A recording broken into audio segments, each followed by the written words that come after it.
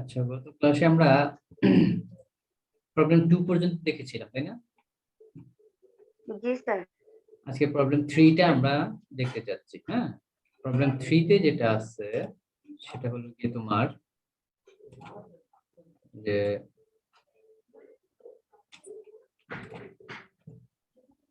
a company uses about 75,000 bulbs per year. তার মানে 75,000 bulb সে প্রতি বছর ইউজ করে, ব্যবহার করে। তাহলে এটা হচ্ছে তার এ, মনে রাখবে? জি স্যার। তাহলে আমি একটু এখানেই করি যেটা সমাধান করতে। তাহলে এখানে এ সমান হচ্ছে কত?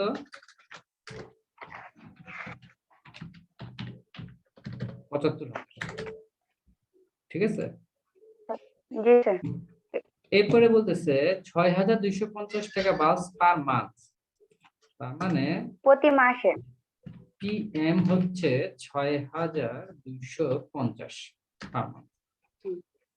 এরপর বলছে যেহেতু সে বাল্ব ব্যবহার করে, বাল্ব কস্ট 1.5 টাকা পার ইউনিট। তার মানে এটা হচ্ছে তোমার কস্ট পার ইউনিট, যেটাকে আমরা বলতাম সিপিইউ, তাই না? জি স্যার। 1.50। এখন এরা বলতেছে যে ক্যারিং কস্ট, যে ক্যারিং কস্ট, তাই না? তো ক্যারিং কস্টের আমরা কি লিখি? ক্যারিং কস্ট পার ইউনিট, যেটাকে আমরা বলি পার সি। ইউনিট। সি লিখছে 20%। 20% যখনই দিয়ে থাকে তখন আসলে কার উপর 20% হবে? ওই যে 1.50 আছে না, এটার উপর 20% হবে। কস্ট পার ইউনিটের উপরে হবে। Yes yes yes. এরপরে বলতেছে cost to place an order. এই যে cost to place an order. Order. ওয়ালাইকুম সালাম। হ্যাঁ,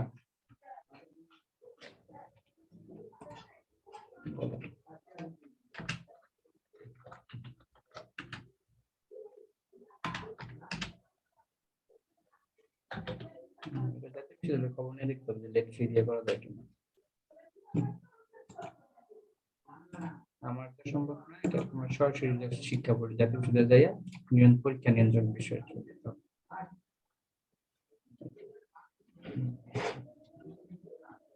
আমি কি তোমাদের ফোন দিয়ে দিচ্ছিলাম, তোমরা কি কালকে পরশু দেখা করতেছো বা আসতে পারবা?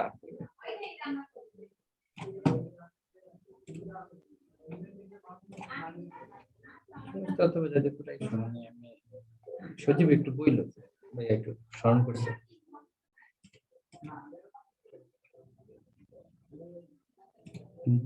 হ্যাঁ হ্যাঁ, আইসা নিয়ে যাবো। আমি মিস্টেকে রাখছি। ঠিক আছে, সজীব রে বইল, সজীব রে ফোন দিয়ে বইল আমাকে ফোন দিতে বলছে। ঠিক আছে। এখন এই যে আমার ক্যারিং কস্টটা দেওয়া আছে, এটা 20%। এটা হবে কার উপরে? এই কস্ট পার ইউনিটের উপরে, হ্যাঁ। জি স্যার। আর স্যার আমি দেখতেছি, আমার কস্ট অফ মেয়ে একটু কান্না করতেছে, তো আমি কস্ট শুনতেছি অফ স্যার। প্লেসিং হচ্ছে 18 মিউট টাকা। করি এই একটু। যে হ্যাঁ 18 টাকা। হ্যাঁ, বলো। আর it takes 45 days to receive from the date on order। এই এটা 45 দিন সময় নিচ্ছে মালটা রিসিভ করতে। তার মানে এই তথ্যটা হচ্ছে তোমার লিড টাইম। যে টাইমটা হচ্ছে আমরা বলতে পারি যে অর্ডার দিলে মালটা আসতে সময় লাগবে, সেই টাইমটাকে বলা হয় lead time. Time between ordering and receiving. ঠিক আছে? তো এখন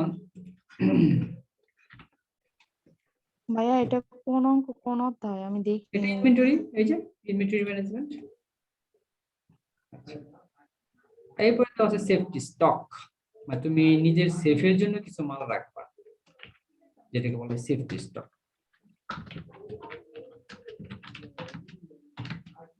$3,250 বাল্বস বা ইউনিট।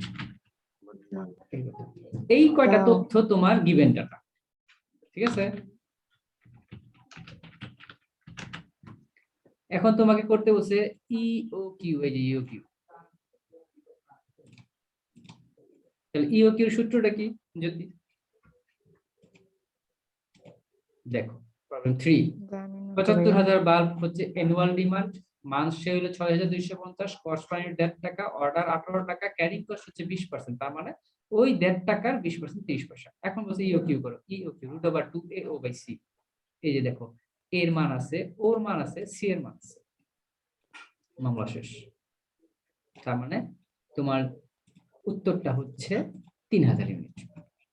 এখন যদি বলো যে ভাইয়া আমার তো ৭৫,০০০ ইউনিট প্রতি বছর লাগবে, আপনি আমাকে ৩,০০০ করে দিতে বললেন, আমি বললাম ৩,০০০ করে অর্ডার দিলেই খরচ সমান সবচেয়ে কম হবে। তাহলে কতবার অর্ডার দিতে হবে? ওটাকে বলা হয় ফ্রিকোয়েন্সি অফ অর্ডার, মানে কতবার অর্ডার দিব আমি। ৩,০০০ করে দিলে ৭৫,০০০ কে ৩ ভাগ দাও, 25 টাকা।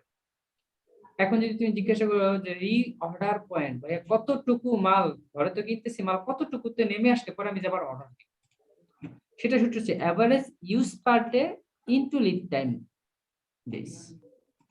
ঠিক আছে, average use per day into lead time days. Into চিহ্নটা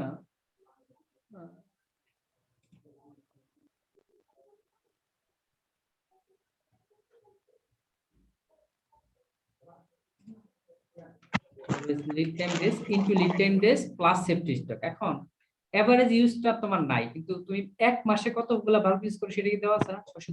৬,২৫০টা বাল্ব, তো সেটাকে 30 দিয়ে ভাগ দাও। তুমি যদি 30 দিয়ে ভাগ দাও তখন দেখবা যে ওখান থেকে তোমার একদিনেরটা বের হয়ে আসবে প্রতিদিন। আর লিড টাইম কয়দিন? 45 দিন। 45 দেখুন দিন প্লাস সেফটি স্টক ৩,২৫০। এই হলো ১২,৬২৫টা বাল্ব যখন তোমার থাকবে তখনই তুমি মালের অর্ডার দিবে। ঠিক আছে,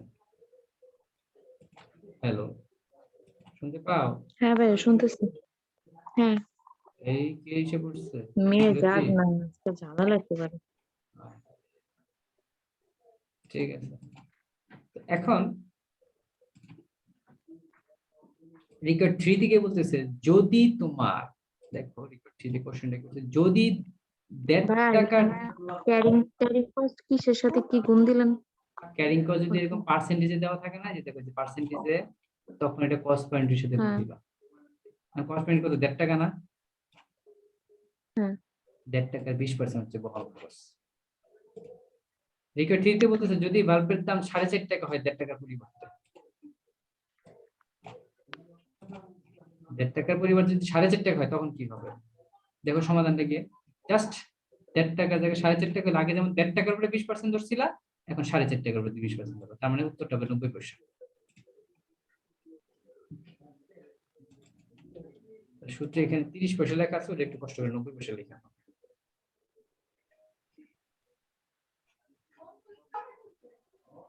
কথা কি বুঝতে পারছি?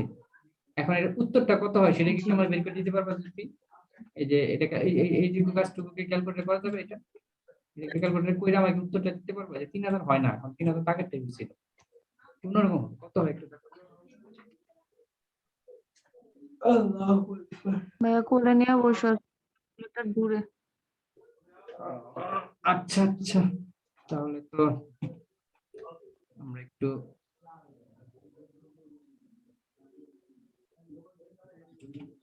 করে নিব, সেটা দেখতেছি।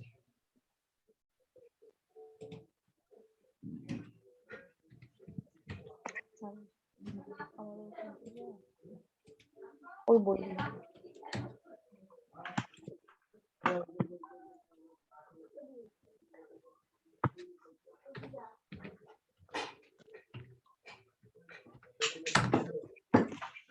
সাদা সাদা গুলা আসতে ক্লাস শুনতে দাও না ভাইয়া, তো দাও না, আমি ক্লাস করবো তারপর দেও।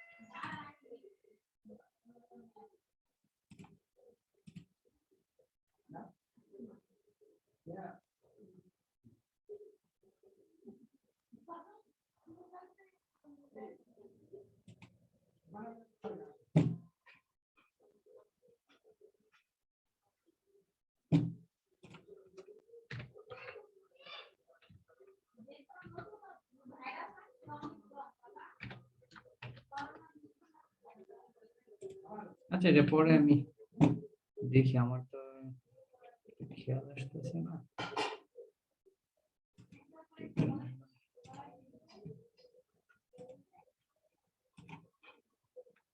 দেখে দিচ্ছি।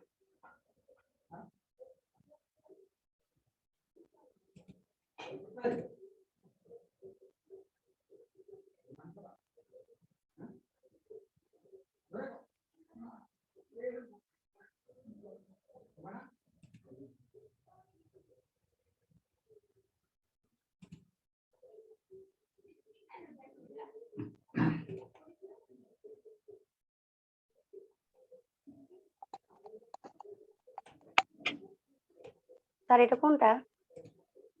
হুম, ভালো করে তো দেখতেই পারলাম না।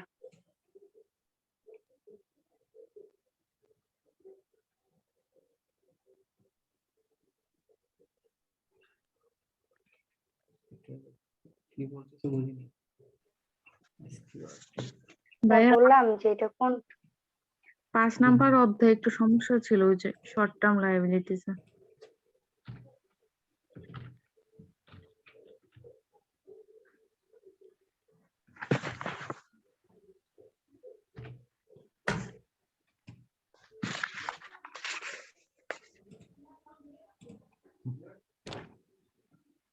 ঠিক আছে, পেয়ে গেছি।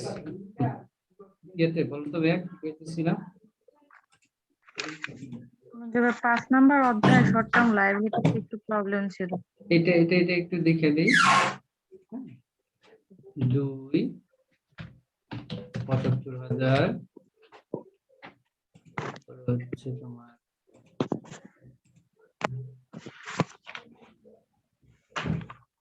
18 সমান এইটা গুণন এইটা, এইটা গুণন এইটা ভাগ 0.9 এটা ভাগ সমান ব্র্যাকেট SQRT ব্র্যাকেট 1732 হবে এটা।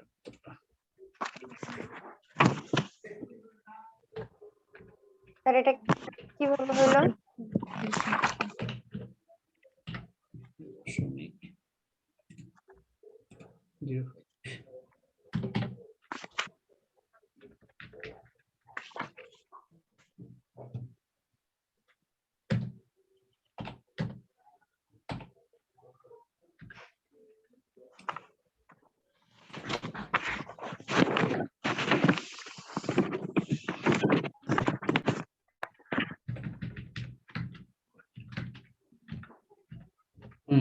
বলো। এটা জাস্ট ওই 1.5 টাকার জায়গায় যদি 4.5 টাকা হয় কস্ট পার মিটার, তখন কি হবে? এটাই প্রশ্ন জিজ্ঞাসা করছিল, আর কিছু জিজ্ঞাসা করেনি। আচ্ছা যদি তোমার প্রশ্ন কি বললা 5-এ?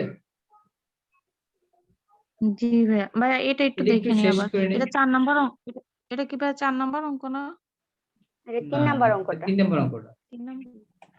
হ্যাঁ 4 স্যার নম্বর। হ্যাঁ বলেন স্যার। স্যার ওই যে রিঅর্ডার পয়েন্ট এটা এটা হচ্ছে যে বেশ তুমি একটুখানি। এটা হচ্ছে হ্যাঁ যে তুমি কতগুলা মাল ঘরে থাকা অবস্থায় অর্ডার দিবে। 12,625 ভালভস লেখা আছে। তো 12,625 ভালভটা তুমি কিভাবে বের করবা? এটা রিওয়ার্ড পয়েন্ট হচ্ছে এভারেজ ইউজ পার ডে গুণন lead time days plus safety stock. ঠিক আছে, এখন এভারেজ ইউজটা জি পোস্টে স্যার দেওয়া নেই, বলেন। কিন্তু পোস্টে দেওয়া আছে এক মাসে কতগুলো ইউজ হয় 6,250 টা। এক মাসে যদি 6,250 হয়, সেটাকে 30 দিয়ে ভাগ দিলে কি একদিনেরটা বের হবে না? Per day. হ্যাঁ আমাদের হ্যাঁ পার ডে দরকার। বলতে পারো যে পার ডে কেন করবো, কারণ লিড টাইমটা তোমার ডেতে দেওয়া আছে। লিড টাইম যদি মানতে দেওয়া থাকতো? তো আমি পার বের করতাম। ও, ক্লিয়ার? লিড টাইমটা যেহেতু ডেইসে দেওয়া আছে, তো আমাকে ইউজ টু পার ডে বের করতে হবে। লিড টাইম যদি ইয়াতে থাকে তাহলে এটা ওইভাবেই করতে হবে। লিড টাইম কি 7 ডেজ? 45 ডেজ। না কই, ও 45 ডেজ। হ্যাঁ, আর সেফটি আর স্টক এটা তো বলে দিছে হ্যাঁ 3250 ইউনিটস। 250 বলে দিছে। স্যার আপনার মেয়ে কেমন আছে এখন? আলহামদুলিল্লাহ। প্রবলেম 4 এ বাসায় যাও। চলে আসছে? হ্যাঁ নিয়ে আসছে আজকে। প্রবলেম 4টাকে আমরা যদি একটু পড়ি, প্রবলেম 4 এর দিকে তাকাই, 4টাকে যদি এই গিভেন এটা আমি মুছে ফেললাম। হ্যাঁ এটা তো শুধু লাগবে না। তো 4 এ গিয়ে দেখো এন্ড অটোমোবাইল, অটোমোবাইল চিনো? কাদের বলে অটোমোবাইল? যারা গাড়ি ঘোড়া স্যার বিক্রি বলেন। করে। অটোমোবাইল যে গাড়ি বিক্রি করে, তারা গাড়ি বানায়, অটোমোবাইল ম্যানুফ্যাকচারার গাড়ি বানায় যারা, তাদের ইউজ এই যে দেখো use 5 lakh tyre certain during the next year. এই যে ইয়ার কথা, এই যে ইয়ার। ভাইয়া আমি না 3 নাম্বারটা বুঝি না, একটু আবার একটু বুঝিয়ে 3 দিবেন। নম্বরে 3 নাম্বারটা হলো যদি পণ্যের দাম 1.5 টাকা না হইয়া 4.5 টাকা হয়, তখনই কিউ সূত্রটা কি হবে। তাহলে তখন আমাদের কি হবে সেটা একটু দেখো, সমাধানে দেখে তাকায়া। যে আমরা তো নরমালি যখন 1.5 টাকা ছিল, 1.5 টাকার 20% কে সি বানাইছিলাম, কিন্তু যখন বলবেন না 4.5 টাকা, তখন 4.5 টাকা 20% সি বানাবো। এইটুকু স্যার কোন কথা। ক্লিয়ার? আপনি নিচে এটা কি লিখছেন, ইউনিট অর 1732, এটা কিসের? এবার দেখো এটা কি। লাস্ট লাইনটা ইউনিটস। হ্যাঁ এই যে, মানে উত্তরটা তো বেরিয়েছে দশমিকে। এখন তুমি তো আগে যেটা আছে সেটা সরাসরি লিখবা, লেখা দশমিকটুকু বাদ দিয়ে দিবা। মানে তো 50 পয়সা কম আছে, এই জন্য একটু বাদ ও দিয়ে দিবা। আচ্ছা, এটার অ্যান্সার এটা। ও সরি, স্যার 1733 ইউনিট তো কোনো ইউনিট। না না, এই যে তখন দশমিক যদি একটু 05 লিখছে, তাই না? তখন তুমি তাহলে স্যার 33 হবে কেন? এটা তো 32ই হবে। ইউনিট কখনো ভাঙানো পয়েন্ট। যায় না। ইউনিট ভাইয়া কখনো আপনি যে ভাঙা আমাদের যায় না। সলিউশনে ভাই 3000 ইউনিটস লেখা। 3000 ইউনিটটা হইলো এই যে রিকোয়ারমেন্ট 1 এ যে করছি না, এটার এই কপি করে ওখানে নামাইছিলাম, তো পরে চেঞ্জ করা হয়নি। দেখো ওখানে 30 পয়সাও লেখা আছে, ও 90 পয়সা টাকায়। একটু ঠিক করে নাও। আচ্ছা, খেয়াল করে নিন। কষ্ট 0.9। করে ঠিক করে নাও। স্যার 33 বন্যা হইলো বন্যার কেন? কথা হইলো 33 হইলো কেন? এখন বন্যায় যে তোমার যে ছোট ছোট দুইটা গেদা গেদি আছে না, গেদি আছে নাকি? স্যার গেদি। স্যার হ্যাঁ। তো এখন তুমি আর তোমার মিস্টার দুইটা বার্গার নিলাম। হ্যাঁ। এখন তোমার বড় মেয়ের যেটা, সেটা বয়স কত? স্যার সেটার বয়স 6। সেও একটা বার্গার নিল, ছোটটার বয়স স্যার 5 মাস। 5 মাস। এই তো বার্গার খেতে পারে। তোমার ছোট মেয়েটা তুমি জানো যে সে কিন্তু বার্গার পুরোটা খাবে না, একটুখানি কামড়টা ফালাই দিবে, মানে চিন্তা দিবে। অর্ডার কি তুমি বলতে পারবা যে ভাই আমাকে 2টা ফুল বার্গার দেন আর 1 কামড় বার্গার দেন? সম্ভব? স্যার সেটা বুঝলাম, কিন্তু আমরা তো জানি মানে স্যার ওটা পয়েন্টের টাকার পরের ক্ষেত্রে, সংখ্যা যদি ওটা 5 টাকার এর ক্ষেত্রে ওই ওই শব্দটা, ওই নিয়মটা যখন টাকায় লিখবা, তখন এখানে টাকা লিখতেছ না, এখানে ইউনিট মানে মালের পরিমাণ। তো পরিমাণ তো তখন কেউ একটু হইলেও তো আরেকটা অর্ডার দিতেই হয় না? দেয়ার ও আচ্ছা। উদাহরণটা কি দিতে পারছি? স্যার যদি খুব টাকা সুন্দর করে টাকা কিভাবে শিখলেন টাকা এগুলো? পেড করে দাও, তাহলে কি হবে? দোকানদারও দেখো টাকা পেড করে সময় 1 লাখ টাকা নেয়, কিন্তু যদি বলুন না আমার বাচ্চাদের 1 কামড় খাবে, 1 কামড় দেন, তাহলে তাহলে কিন্তু ফুল ফুল ইউনিটের পেটা তোমাকে করতেই হবে। এটা তো কোনো মাপ নেই। আচ্ছা, জি স্যার। এখন আসো প্রবলেম 4 এ। প্রবলেম 4 এ গিয়ে দেখো তার সারা বছর লাগবে 5 লাখ ইউনিট। এটা যে এ, এই যে cost of placing the incremental cost of placing and লেখা আছে, এটা হবে an order। এই যে cost of placing and order, মানে একটা অর্ডার দিতে খরচ আছে তোমার 15 টাকা। আর স্টোরিং কস্ট, এই যে স্টোরিং কস্ট মানে হচ্ছে ক্যারিং কস্ট, 1 বছরে 5 টাকা। যে স্টোরিং কস্টটাকে বলা হচ্ছে ক্যারিং কস্ট, মানে সি এটা। অর্ডারিং কস্ট হচ্ছে ও। লিড টাইম বুঝেছিলাম, লিড টাইম জিনিসটা কি? অর্ডার দিলে মালটা আসতে কতদিন লাগবে? লাগবে 7 ডেজ। 7 ডেজ, হ্যাঁ 7 ডেজ, এটা লিড টাইম। এছাড়া কোম্পানি রিজার্ভ রাখে 2 দিনের মাল, এই যে 2 ডেজ। হ্যাঁ, লিড টাইমটা যদি একটু আবার বলতেন। হ্যাঁ অবশ্যই বলবো। আগে রিজার্ভ সাপ্লাই হচ্ছে তুমি চাচ্ছ যে আমি 2 দিন রিজার্ভ রাখবো। লিড টাইমটা 7 ডেজ মানে বোঝাচ্ছে যদি তুমি চায়না থেকে একটা মালের অর্ডার দিলা, আজকে কি পাবা অনলাইনে দিলে? না ভাই। একটা বিমান আসবে, তুমি বলছো 4-5-7 দিন লাগবে, 7 দিন লাগে, এটা হচ্ছে চুক্তি। তুমি আবার কি করলা, the company is going to keep A reserve, তুমি বলছো আরো 2 দিন বাড়াইয়া দেয়, যাতে আমি 7 দিন নেই, যাতে কোনো ভুলে বলেও আমি কোনো কাস্টমারকে ফেরত দিতে না পারি। ওই যে নর্মাল যে লিড টাইম, মানে অর্ডার থেকে রিসিভ হইতে যে সময়টা লাগে সেই সময়কে বলা হয় লিড টাইম। আর সেফটি স্টক হচ্ছে মানুষ আরো 2-1 দিন বাড়ায় ধরে রাখে, এটা কথা বলছি। এখন এই অঙ্কটাতে বলে দেওয়া আছে ইউজেস ইজ 250 ওয়ার্কিং ডেজ এ ইয়ার, মানে 1 বছরে তুমি কয়দিন ইউজ করছো, কোম্পানি খোলা রাখছো বা দোকান খোলা রাখো কয়দিন? 250 দিন। 50 দিন। 250 দিন, তাই না?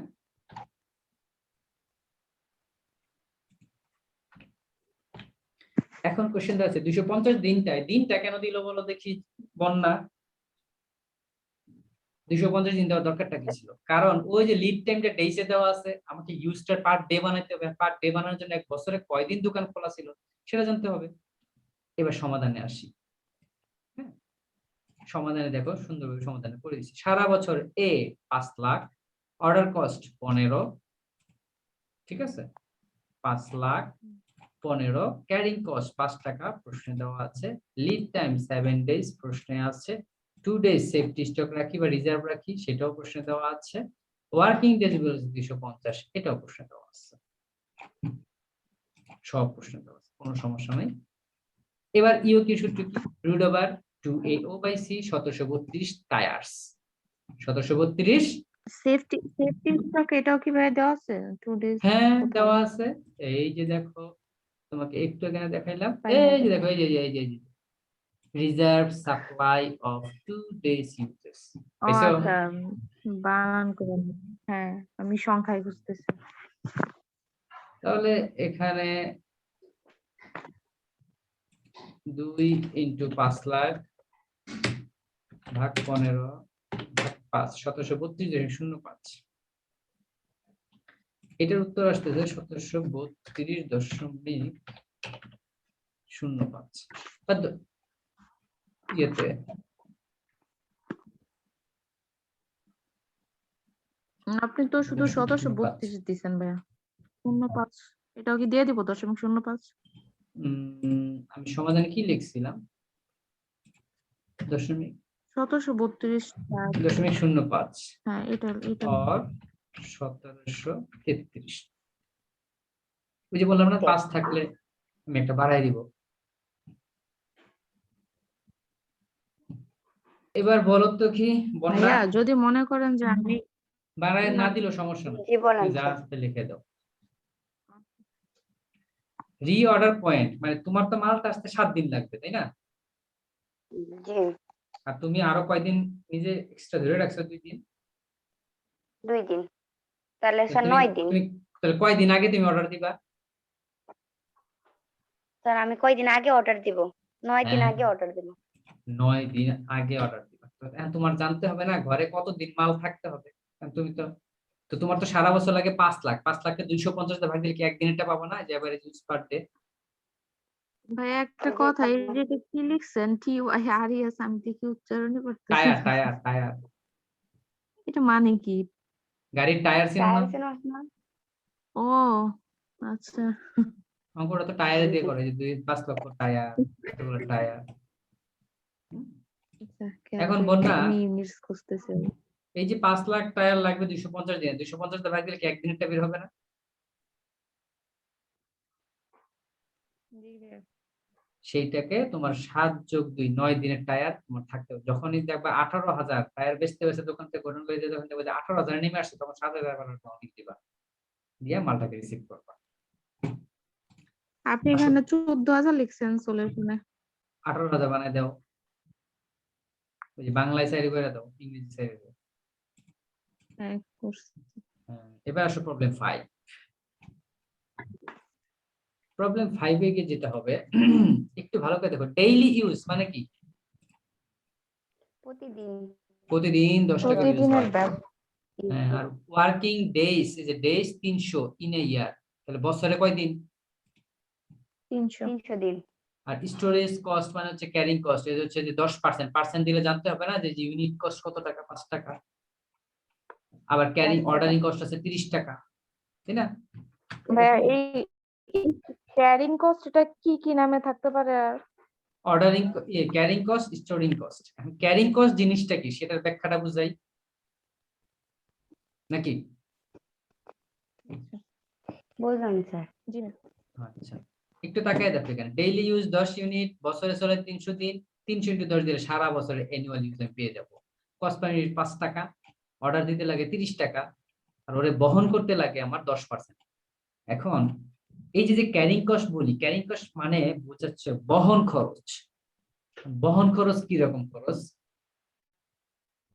যদি যদি তোমার হাজবেন্ড তোমার কি বহন করতেছে না, নাকি পরিবহন করতেছে বলো তো দেখি? জি ভাইয়া।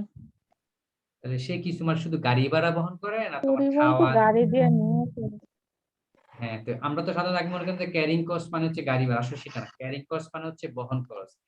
এখন এই যে তোমার মতো একটা সুন্দরী বউ যে সে বহন করতেছে, তাহলে হ্যাঁ কি খাওয়া খরচ দেওয়া লাগে? জি ভাইয়া।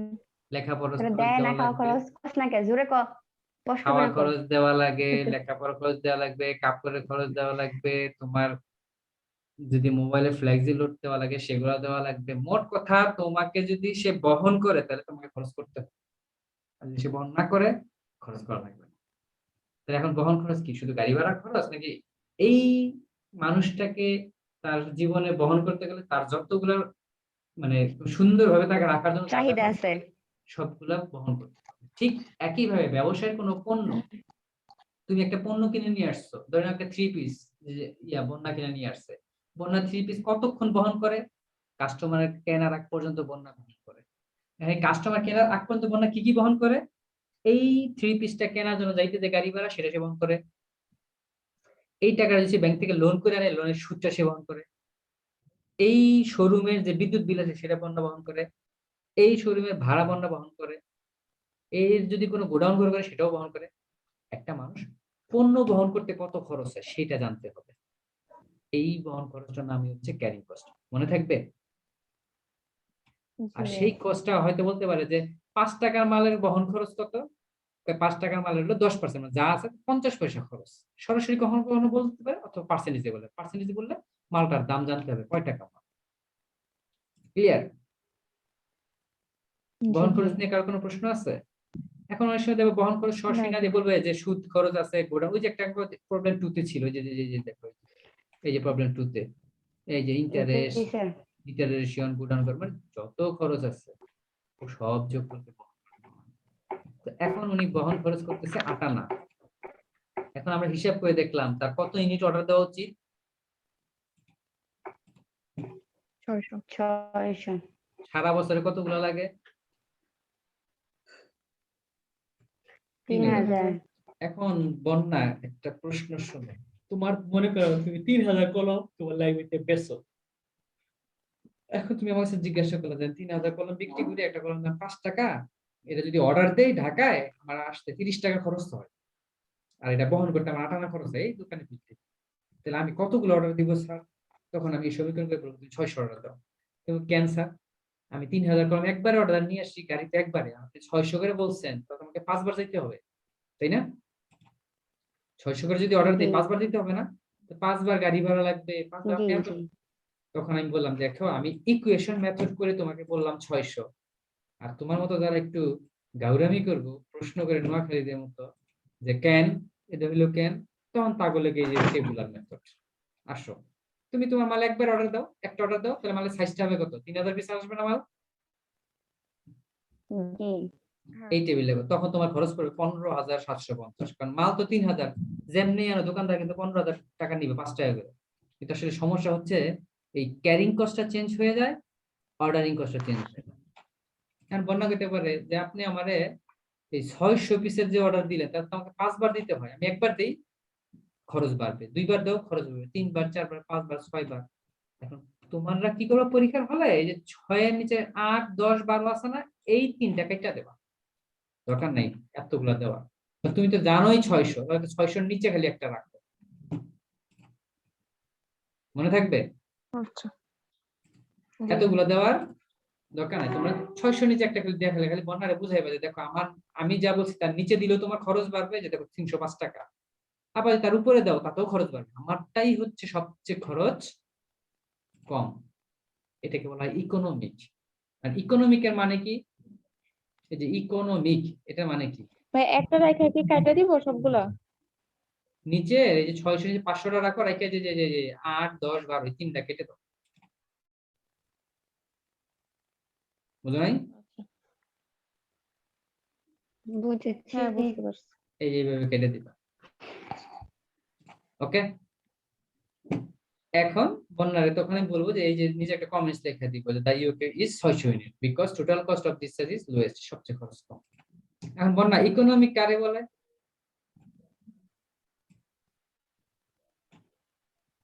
কারা বলেন, ইকোনমিক অর্থ তো অর্থনীতি ইকোনমিক না, মানে এটা হচ্ছে মিতব্যয়ী, ইয়ে। ইকোনমিক অর্থ না হচ্ছে এটা মিতব্যয়ী। বিয়ে আর মিতব্যয়ী কারে বলে, স্বল্প খরচে যারা চলে। না, যতটুকু লাগে ততটুকু খরচ করে যারা, তাকে বলা হয় মিতব্যয়ী। যতটুকু লাগে তার বেশি খরচ করে তারা হলো অপব্যয়ী, যতটুকু লাগে তার থেকে কম করে হলো কঞ্জুস, কৃপণ। মনে থাকবে। কিপটা। জি হ্যাঁ, স্যার আপনি কোন দলে? আমি ইকোনমিক, যতটুকু লাগে তার বেশি খরচ করি, ঠিক আছে। আচ্ছা, প্রবলেম 6, এই অঙ্কটা চেহারার দিকে তাকিয়ে দেখো, এটা আসলে কখনোই তুমি ইকুয়েশন মেথড প্রয়োগ করতে পারবা না, কারণ এটাকে বলা হয় ডিসকাউন্ট বেসিস অঙ্ক, যেটাকে বলা হয় কোয়ান্টিটি ডিসকাউন্ট। এই যে দোকানদার তোমার একটা শিডিউল ধরে দিয়েছে, যে শিডিউল দেখো, বলছে ম্যাডাম আপনি যদি লেস দেন 250 টাকা কম অর্ডার দেন তাহলে মালের দাম পড়বে 60 টাকা, আর আপনি যদি 250 থেকে 800টার মধ্যে যেখানে দেন 59 টাকা, মানে মাল যত বাড়াবেন দাম তত কমবে। তাহলে দাম কি একই জায়গায় ফিক্সড, নাকি দাম আস্তে আস্তে কমতেছে? না, কমতেছে। কিন্তু তাহলে বলতো সবচেয়ে সর্বনিম্ন, মানে যদি এক পিস নাও তার দামটা কত করে পড়বে বলো তো? 60 টাকা করে। 60 টাকা। তার মানে জেনুইনলি মালটার দাম হচ্ছে 60 টাকা, তুমি যদি একটু একটু করে বাড়াও মালের দাম কমতে কমতে সর্বোচ্চ কত টাকা আসতে পারে, সর্বনিম্ন 56। 56। এখন তোমার সারা বছর যে অ্যানুয়াল ডিমান্ড, তোমার সারা বছর ডিমান্ড কত, 4000 ইউনিট না? এই যে হোল্ডিং হ্যাঁ কস্ট, এই যে হোল্ডিং দেখছো, যে হোল্ডিং, হোল্ডিং কস্ট মানে কি কস্ট বলো দেখি, হ্যাঁ হ্যাঁ হোল্ডিং মানে ধরে রাখে, স্টোরিং কস্ট, যে ক্যারিং কস্ট, হুম। হোল্ডিং ধরে রাখবে 20%, পার্সেন্ট দিলে জানতে হবে মালটার দাম কত, সেটার 20% হবে। আর এই যে অর্ডার, দেখো যে কস্ট পার অর্ডার 60 টাকা, অর্ডার দিলে কয় টাকা লাগে, 60 টাকা।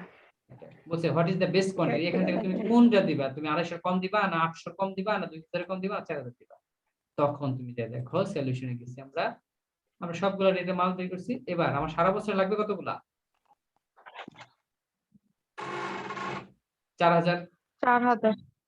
এবার তুমি যদি একটা অর্ডার দাও তাহলে কি সাইজটা হবে কত, 4000,